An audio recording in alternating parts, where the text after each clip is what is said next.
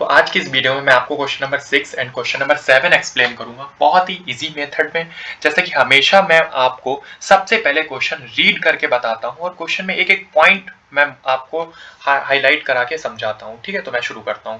अब 1.5 metre tall boy is standing, एक 1.5 metre tall boy है। सबसे पहले देखो क्वेश्चन में जो बोला जा रहा है वो आप बना लिया करो, राइट। तो क्वेश्चन में आपसे बोला गया, मैं मान लेता हूँ ये एक बॉय है, ठीक है, जैसा कि आप स्क्रीन पे देख रहे हो। इसकी हाइट कितनी है? 1.5 मीटर। मैंने 1.5 मीटर हाइट का एक बॉय बना लिया, ठीक है। अब देखो आगे क्वेश्चन में बोला गया at some distance from a 30 metre building, कुछ दूरी के बाद में, मैं मान लेता हूं ये इतनी दूरी के बाद में एक 30 मीटर लंबी बिल्डिंग है, राइट। कितने मीटर लंबी? 30 मीटर लंबी बिल्डिंग है। मैं यहाँ पे 30 मीटर लिख देता हूँ, ठीक है। Now it is clear to you. ये 30 मीटर लंबी बिल्डिंग है और इसके बाद में क्वेश्चन में बोला जा रहा है the angle of elevation from his eyes to the top of the building increases from 30 degree to 60 degree. इसका मतलब क्या हुआ सर? इसका मतलब ये हुआ कि उसकी जो आंख है, यहाँ पे उसका सर होगा, यहीं पे उसकी आंख होगी, तो उसकी आंख से बिल्डिंग का जो टॉप है, बिल्डिंग का टॉप पॉइंट ये है, इन दोनों के बीच में जो एंगल ऑफ एलिवेशन है, यानी नीचे से वो ऊपर देख रहा है, एंगल ऑफ एलिवेशन है, राइट। तो एंगल ऑफ एलिवेशन कितना है? 30 डिग्री। स्टार्टिंग में 30 डिग्री है और उसके बाद में ये मैं हॉरिजॉन्टल बना लेता हूं, तो यानी ये एंगल है आपका 30 डिग्री और धीरे धीरे वो इंक्रीज होता है कितना? 60 degree as he walks towards the building. जब ये लड़का जो यहाँ पे था, बाद में जब ये आगे बढ़ता है, सपोज ऐसे ये चलना शुरू होता है, तो फिर ये एंगल कितना हो जाता है? ये एंगल हो जाता है 60 डिग्री। अब मैं यहाँ पे 60 डिग्री बना लेता हूँ। तो स्टार्टिंग में अगर आप थोड़ा सा फोकस करो तो जो लड़का था, वो बॉय था, यहाँ पे था और फिर धीरे से यहाँ पे चलना शुरू करता है, ऐसे आगे एंगल हो जाता है 60 डिग्री और उसकी पोजीशन यहाँ पे हो जाती है, राइट। अब देखो क्वेश्चन में, तो एक चीज समझ लो, यहाँ पे ये हाइट 1.5 मीटर है इस बॉय की, तो यहाँ पे भी तो ये हाइट 1.5 मीटर होगी, ये भी तो 1.5 मीटर होगी और ये जो हाइट है ये भी 1.5 मीटर होगी। भाई पैरेलल लाइंस हैं, हाइट चेंज थोड़ी ना हो जाएगी। अब देखो क्वेश्चन में करना क्या, एक्चुअल में आपसे पूछा गया find the distance he walk towards the building. वो बिल्डिंग की तरफ जो दूरी चलता है वो दूरी आपको बताना है, यानी ये वाली दूरी जो मैं हाईलाइट कर रहा हूँ रेड, ये वाली दूरी आपको बतानी है। तो देखो ये दूरी कैसे आ सकती है? मैं अगर ये वाली लाइन जो नीचे बनी हुई है, मैं इस लाइन को अगर अलग से यहाँ पे बनाऊं ऐसे आपको एक्सप्लेन करने के लिए, ये वाला एंगल 30 हो रहा था, है ना, ऊपर का आपको ध्यान नहीं देना, जस्ट मैं समझाने के लिए बता दे रहा हूँ। ये 60 था, आपको मेनली फोकस इस लाइन पे करना है। तो ये लाइन में अगर मैं आपसे बोलूं आपको सिर्फ इतना पार्ट, आपको सिर्फ ये वाला पार्ट फाइंड करना है, ठीक है, ये वाला पार्ट सिर्फ फाइंड करना। कैसे फाइंड करोगे आप? आपको पूरी डिस्टेंस अगर पता चल जाए, आपको अगर यहाँ पे ये कंप्लीट डिस्टेंस पता चल जाए, सपोज जैसे कंप्लीट डिस्टेंस जो भी होगी, मैं बोलूं अगर पूरी डिस्टेंस इसकी 20 है और इतनी डिस्टेंस मैं बोलूं अगर 10 है, तो बताओ ये बची वाली डिस्टेंस कितनी होगी? आप तुरंत बोलोगे सर ये 20 माइनस 10 बचेगी। तो ये जो 20 माइनस 10 आपने जो प्रोसेस किया, यानी जो पूरी हाइट थी, इसकी पूरी लेंथ थी, उससे इतनी लेंथ आपने सब्ट्रैक्ट कर दी। बस यही प्रोसेस यहाँ पे करना है हमको। हम सबसे पहले ये फुल जो बेस है ये फाइंड कर लेंगे, राइट। सबसे पहले ये फाइंड कर लेंगे। ये फाइंड करने के लिए मुझे फोकस करना पड़ेगा इस पूरे ट्रायंगल पे। यहाँ ध्यान से देखो, इस पूरे ट्रायंगल, ये चीज समझ में नहीं आती है बट ये बहुत इंपॉर्टेंट है। क्वेश्चन में अगर आपने ये समझ लिया ना, आप इजीली सारे क्वेश्चन कर लोगे। सबसे पहले ये ट्रायंगल दिख रहा है जो मैंने हाईलाइट किया हुआ है, 30 डिग्री एंगल है, हाइट आपको देखो 30 मीटर, लेकिन ये 30 मीटर हाइट नहीं होगी। देखो 30 मीटर पूरी हाइट है, राइट, यहाँ तक है, नीचे तक है, बट हमको सिर्फ यहाँ तक हाइट चाहिए, राइट। तो ये वाली हाइट अगर तुम ध्यान से देखो, अब देखो पूरी हाइट है आपकी 30, पूरी हाइट, सपोज मैं स्टार्टिंग में ऐसे अलग से बता देता हूँ ताकि क्लियरिटी आ जाए, और इतनी हाइट आपको चाहिए, है ना। अब ध्यान से देखो ये इतना पार्ट है कितना, मैं यहाँ पे लिखा हूँ 1.5, ये देखो लिखा हुआ है 1.5, तो 30 में से 1.5 घटाओगे आप तो ये वाली हाइट आ जाएगी। कितनी आएगी? 28.5। ये वाली हाइट मिल जाएगी आपको इजीली। तो यही हाइट मैं यहाँ पे लिख देता हूँ, तो ये हाइट आ जाएगी अपनी 28.5। आई थिंक तुम्हें विजिबल होगा ये, अगर नहीं भी विजिबल हो तो अपनी नोटबुक में लिख लेना, ठीक है। ये हाइट कितनी हो जाएगी? 28.5। अब देखो क्वेश्चन में कुछ नहीं बचा है, इजीली कंप्लीट हो जाएगा। तो सबसे पहले मैं नाम लिख देता हूँ, ये मान लेता हूँ मैं पॉइंट ए है और ये पॉइंट मैं मान लेता हूँ ये पॉइंट मैं टॉप का मान लेता हूँ B है, और ये पॉइंट C है, और ये पॉइंट मान लेता हूँ मैं D है। आप नेमिंग है आप अलग अलग कर सकते हो, A ऊपर ले सकते हो, B नीचे ले सकते हो, no problem in that. Okay, उसी हिसाब से आपको क्वेश्चन को सॉल्व करना होगा। अब देखो आगे कैसे क्वेश्चन को मैं करूंगा, राइट। इन ट्रिएंगल ADB, राइट, इन ट्रिएंगल ADB। अब देखो इन ट्रिएंगल ADB जब आपने लिखा तो वहां पे एंगल कितना है, 30 डिग्री है। ठीक है, तो मैं लिख देता हूँ 10, बिकॉज 10 अप्लाई हो जाएगा। 10 कैसे अप्लाई हुआ सर, देखो ये ट्रिक हमेशा याद रखना। ठीक है, ये ट्रिक हमेशा याद रखना। इससे मैं लिखता हूँ तो परपेंडिकुलर और बेस का रिलेशन मिल रहा है यहाँ पे। परपेंडिकुलर आपको पता है और बेस आपको फाइंड करना है, ये चीज फाइंड कर रहे हैं हम लोग। अब देखो तो tan 30 equals to perpendicular upon base मैं लिख दूंगा यहाँ पे। tan 30 की वैल्यू ऑलवेज याद रखना 1/√3 होती है। परपेंडिकुलर की वैल्यू 28.5, क्योंकि पूरी 30 थी, टॉल बॉय की हाइट घटा दी थी, 28.5 आया था, राइट, ये याद रखना। अब बेस, बेस क्या है, AD। देखो बेस, ये AD लिख लेना, यहाँ पे बेस मत लिखना वरना कंफ्यूज हो सकते हो, कहीं तुम धोखे से AC मत ले लेना, राइट, ये प्रॉब्लम हो सकती है। तो इसीलिए मैं इस क्वेश्चन में सजेस्ट करूंगा कि तुम AD लिख लो। अब देखो 1 का मल्टीप्लाई AD के साथ में, ये इसका सॉल्व करने का तरीका होता है क्रॉस मल्टीप्लीकेशन। 28.5 का मल्टीप्लाई √3 के साथ में, तो AD इक्वल्स टू कितना आ गया, AD इक्वल्स टू आ गया 28.5 √3। ओके, ये आ गया, इसको ऐसे ही रख लो। अब इसके बाद में हमको पूरे बेस की वैल्यू पता चल चुकी है, यानी इस चीज की हमको लेंथ पता चल चुकी है, ये आ गया 28.5 √3 इतना। ठीक है, मैं नीचे लिख देता हूँ, बिकॉज जो लेंथ यहाँ पे होगी वही लेंथ यहाँ पे होगी, नो प्रॉब्लम इन दिस। अब तुम्हें कौन सी वैल्यू फाइंड करनी है, ये वाली। सबसे पहले ये वैल्यू निकाल लो, फिर सब्ट्रैक्ट कर दोगे दोनों को तो ये वाली वैल्यू ऑटोमेटिकली तुम्हें मिल जाएगी, राइट। तो चलो, क्योंकि देखो हम क्यों ये वैल्यू फाइंड कर रहे हैं, ये वाली वैल्यू हम डायरेक्ट फाइंड करने में कैपेबल नहीं है, या डायरेक्टली आप ये नहीं निकाल सकते हो, ये पार्ट आप डायरेक्टली नहीं निकाल सकते हो, इसलिए हम सब्ट्रैक्ट करके निकाल रहे हैं। बट ये वाला पार्ट, क्योंकि ये एंगल आपको गिवन है, यहाँ पे एक और राइट ट्रायंगल बन रहा है, देखो ये राइट ट्रायंगल बन रहा है, यहाँ पे देखो ये ध्यान से, ये राइट ट्रायंगल बन रहा है। अब इस राइट ट्रायंगल की हेल्प से हम ये वाला बेस निकाल लेंगे, ये वाला बेस, राइट। ये वाला बेस कैसे निकालोगे, देखो सबसे पहले लिखो in triangle ABC। So now I am going to writing this in triangle ABC। इसमें भी 10 अप्लाई हो जाएगा, बिकॉज तुम्हें देखो ध्यान से पीछे जो बनाया था उसमें ये 28.5 था और ये 60 डिग्री था। मैं अलग से बना दे रहा हूँ ये वाला फिगर, बिकॉज अब हमको इतने फिगर से मतलब है। जो मैंने हाईलाइट किया है रेड वाला, मैं बस ये रेड वाला फिगर बना रहा हूँ, ये वाला जो मैंने हाईलाइट किया हुआ है, राइट, ये। ओके, सो 1030 1060, अब 60 है, 1060 equals to perpendicular upon base. अभी मैंने ट्रिक बताई थी जस्ट। 1060 की वैल्यू होती है √3 और परपेंडिकुलर की वैल्यू 28.5 सेम रहेगी, क्योंकि परपेंडिकुलर की हाइट सेम है। बेस आपको फाइंड करना है, बेस कितना है, देखो बेस का नाम क्या है, AC, तो मैं नाम भी लिख देता हूँ, ये देखो बेस AC है ना हमारा, तो ये हो जाएगा AC, राइट। तो जब आप इसके नीचे कुछ नहीं है, 1 कर लो, क्रॉस मल्टीप्लीकेशन कर लो, √3 का मल्टीप्लाई AC के साथ में, तो ये हो जाएगा √3 AC इक्वल्स टू 28.5 का 1 से मल्टीप्लाई होगा तो ये 28.5 रहेगा। तो AC इक्वल्स टू कितना आ जाएगा, 28.5 अपॉन √3। मैंने हमेशा बताया आपको, जिसकी भी वैल्यू निकालना उसको सिंगल बचा, उसके साथ में जो भी उसको हटा दो, राइट। तो AC की वैल्यू आ गई 28.5 अपॉन √3। बताओ यहाँ तक कोई कंफ्यूजन तो नहीं? अगर कोई भी कंफ्यूजन हो एक बार पैक करके देख लेना, right, each and everything will be clear to you. Now I am going to solve next part of the question. अब आपको क्या करना है, अभी कंप्लीट नहीं हुआ क्वेश्चन, आपको ये वाली लेंथ मिल पाई है अभी, है ना, बट क्वेश्चन तो हमारा कुछ आगे था ऐसा। ये 30 डिग्री था और हमको ये वाली हाइट फाइंड करनी थी, ये वाली हाइट हमको फाइंड करनी थी, नीचे ये टाल पाया था। अब इससे कोई मतलब नहीं है हालांकि, लेकिन फिर भी मैं बना देता हूँ। तो अभी जो लाइन है ये A पॉइंट है, मैं ये वाली लाइन बना रहा हूँ, और ये पॉइंट आपका मिडिल पॉइंट था C, और ये पॉइंट था आपका D।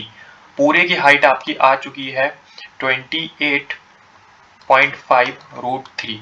फुल हाइट आपकी इतनी है, राइट, इसकी, और इतने पार्ट की हाइट आ गई 28.5 अपॉन √3, और आपको हाइट फाइंड करनी है इस पोर्शन की, तो दोनों को सब्ट्रैक्ट कर दोगे ना इजीली। अब क्लियर हो रहा होगा तुम्हें, देखो मैं यहाँ लिख देता हूँ DC equals to AD minus AD यानी फुल, राइट, AD माइनस क्या हो जाएगा AC, देखो AD की वैल्यू जस्ट अभी तुम्हें मैंने फाइंड करवाई है, this is the value of AD and this is the value of AC। तो मैं लिख देता हूँ DC equals to AD minus AC, right. और AD की वैल्यू आई थी हम लोगों की 28.5√3 और इसकी वैल्यू आई थी 28.5 अपॉन √3। अब देखो इसको सॉल्व कैसे करना है, ये मेन थिंग है। DC इक्वल्स टू 28.5, तुम क्या करो कॉमन ले लो या दोनों का एलसीएम ले लो, दो में से एक काम कर सकते हो, राइट। अगर तुम देखो ध्यान से 28.5 यहाँ भी प्रेजेंट है, 28.5 यहाँ भी प्रेजेंट है, मैं बोलूंगा दोनों को एलसीएम ले लो, कोई दोनों को कॉमन ले लो, सॉरी। और ये आ जाएगा √3, यहाँ पे कितना बचेगा -1/√3, इतना बचेगा। अब देखो आगे कैसे करना है। तो DC इक्वल्स टू 28.5 बाहर है, इसको टच मत करना, इसको ऐसे ही रहने देना।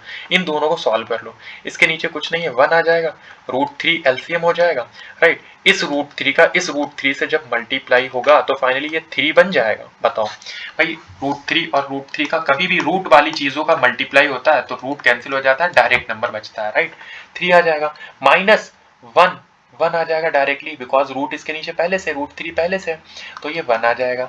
अब देखो तो DC इक्वल्स टू हो जाएगा 28.5, 3 - 1 करोगे तो ये बचेगा 2 मल्टीप्लाइड बाई 2 अपॉन √3, ठीक है।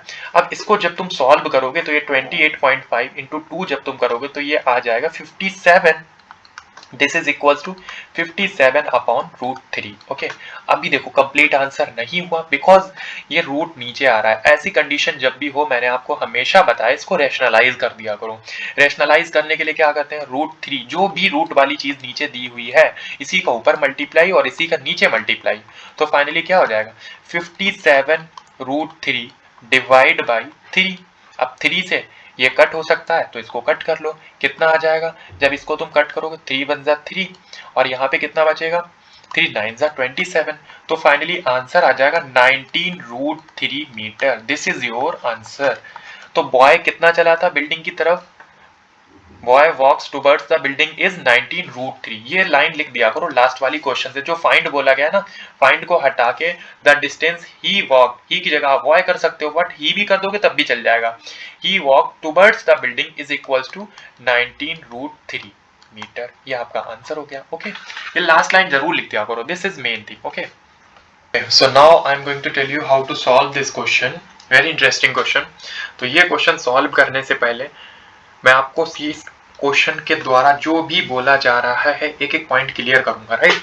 Question says that from a point on the ground, सबसे पहले मैं ग्राउंड बना लूंगा, मैं मान लेता हूं ये ग्राउंड है, ठीक है। और यहाँ पे आपको बोला गया from a point on the ground, किसी पॉइंट से ग्राउंड पे the angles of elevation of the bottom and the top of a transmission tower, transmission tower है fixed at the top of a 20 metre high building are 45 and 60 degree respectively. देखो यहां से कोई एक point है, ठीक है।